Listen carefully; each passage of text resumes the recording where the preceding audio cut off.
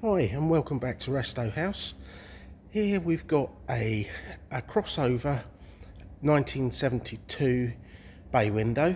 So all the characteristics of the early bay on the front end, that cute little face, but with the better air cooling at the back, bigger backlights for safety, running disc brakes on the front as stock. This one's finished in pastel white over brilliant orange, and really presents very well. I'll take you around panel by panel as I always do. Just noting there the really nice polished Westphalia style two-bow roof rack, which it's just a nice little touch. So we'll go around the gutters first of all.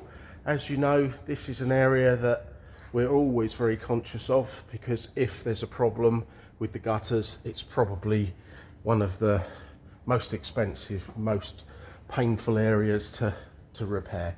But there is no problems on this one whatsoever.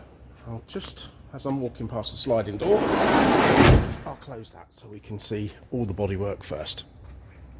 Come down underneath the windscreen. Always look to make sure that the window rubbers are nice and supple. If they're dried out, they crack and trap water. So this one is really nice. Moving down over the front panel, you can see the shine on it, the reflection of the Type 3 next to us. No issues along the bottom, and you've got those nice wraparound early bumpers. We're coming over the dog leg now, and everything is perfect. You can see the seams are as they should be. The doors all in perfect condition. I haven't got it closed quite properly, that's why I hesitated then. A proper window bus, so recessed windows and no issues along the bottoms. Again, you can still see the seam, all perfectly visible. So though it's been restored at some point, or certainly repainted, you can see that it's as it should be. As we move around the back, it's a little bit tight in here. Turn around and you can see even things like the holes just there and there. That denotes really that's the original panels. A lot of the copy ones, well, all the copy ones haven't got those in. You can then see the rear hatch is all good. Sorry, the engine lid I should have said, and then the rear hatch. Got no real dramas. Just a couple of, look, actually I think that's spot welds just pulling through. Tiny little rash down there, and nothing whatsoever on this side. Again, the seam is perfect all the way up. I'll try to keep my lovely reflection out of the window, otherwise I might scare you. Rear wheel arch and quarter is perfect. Coming along the sill, the bottom of the door, moving up through the door, and you can see how straight the bus is as well by the reflection. And again, the door and the dog leg. It's a tiny little nick there, but that's where something's tapped it, and one just there. If we then look inside, you can see the dog leg is absolutely perfect.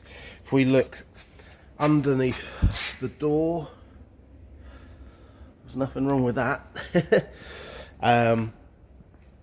Underneath the floor again is perfect.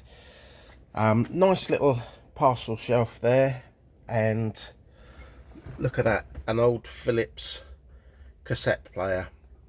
Up above we've got the original radio in there and the original Moonraker sticker on the dashboard, totally as it left the factory.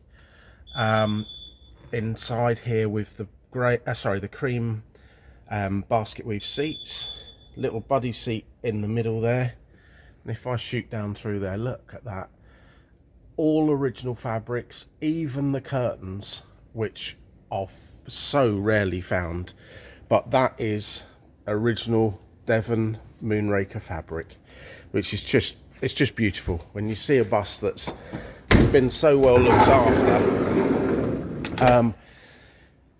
I'll show you in the photographs the bunk beds, but in those white slings, you've got one on either side, is your child's hammocks.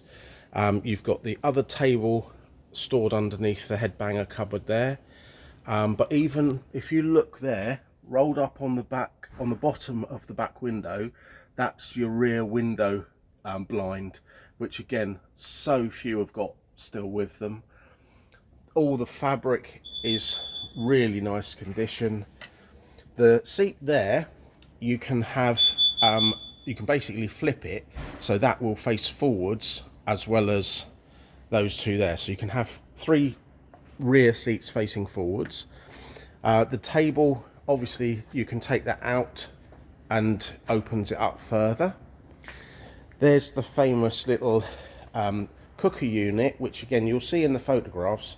You can actually swing out 90 degrees to use it outside the bus, sort of almost al fresco if you like. Even then, look at the tiles on the floor. That's original. Over this side, you've got the baby little fridge, and even the plugs in there. Just the whole thing is beautiful, but still a very, very usable bus by today's standards. You could use it, drive it any distance, 1600 twin port, just as it should be. So let me know if you have any questions, and please subscribe to our channel, and so that way you'll be able to keep abreast of all the new stock as it arrives. Thanks for watching.